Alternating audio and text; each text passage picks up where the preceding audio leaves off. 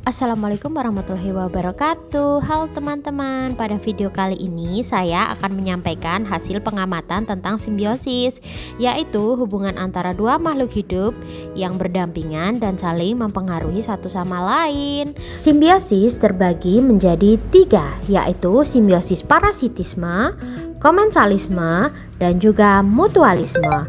Untuk yang pertama, kita akan membahas tentang simbiosis parasitisme, yaitu hubungan antara makhluk hidup yang satu dirugikan, yang satu diuntungkan. Dari hasil pengamatan ditemukan beberapa contoh di lingkungan sekitar. Yang pertama adalah pohon pisang dan ulat daun. Ulat memakan daun pisang sehingga daun berlubang dan proses fotosintesis menjadi terganggu.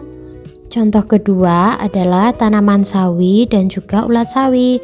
Daun sawi menjadi rusak dan hasil panen menurun, sementara ulat mendapat makanan dari daun muda. Untuk yang ketiga yaitu manusia dan kutu kepala. Kutu menghisap darah manusia dan menyebabkan rasa gatal serta iritasi pada kulit. Yang keempat adalah pohon jambu dan juga jamur putih. Jamur tumbuh menempel di batang dan menyerap nutrisi dari pohon sehingga pertumbuhan pohon menjadi terlambat. Dan yang terakhir adalah lumut di tembok. Lumut memang bukan makhluk parasit sejati, tapi kehadirannya membuat tembok lembab dan mudah mengelupas. Selanjutnya saya akan menjelaskan hasil pengamatan tentang simbiosis komensalisme, yaitu hubungan antara dua makhluk hidup di mana yang satu diuntungkan dan yang satu tidak dirugikan. Nah, adalah bunga anggrek di rambutan. Anggrek menempel di batang pohon untuk mendapatkan tempat tinggal yang tinggi dan sinar matahari tanpa mengambil makanan dari pohon rambutan. Berikutnya adalah laba-laba di pohon pisang. Laba-laba membuat jaringnya di pohon pisang untuk menangkap mangsa dan pohon pisang tidak terpengaruh.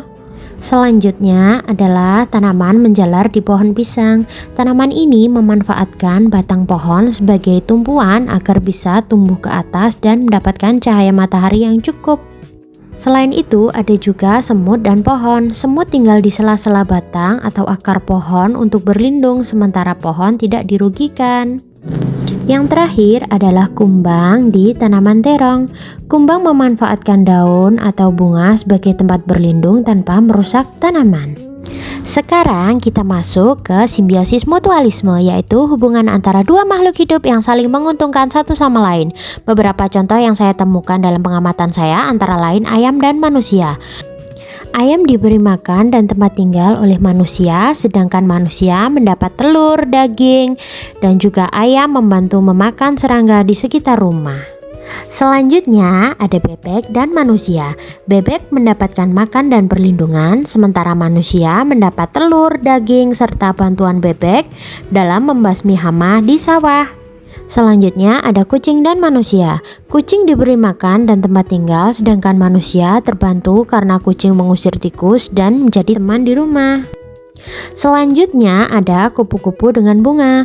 Kupu-kupu mendapatkan nektar sebagai sumber energi, sementara bunga terbantu dalam penyerbukan.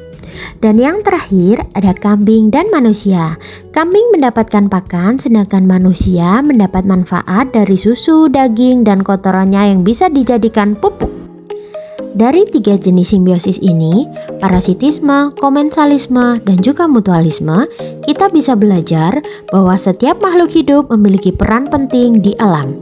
Ada yang saling membantu, ada yang menumpang, ada yang merugikan, tetapi semuanya bersama-sama menciptakan keseimbangan ekosistem. Terima kasih sudah menonton video ini. Jangan lupa untuk selalu menjaga lingkungan agar semua makhluk hidup dapat hidup berdampingan dengan baik. Terima kasih.